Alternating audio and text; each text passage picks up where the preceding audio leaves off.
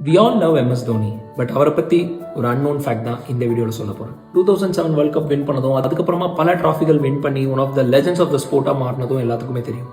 But 2007 BCCI ஏன் அவரை கேப்டனாக சூஸ் பண்ணாங்க?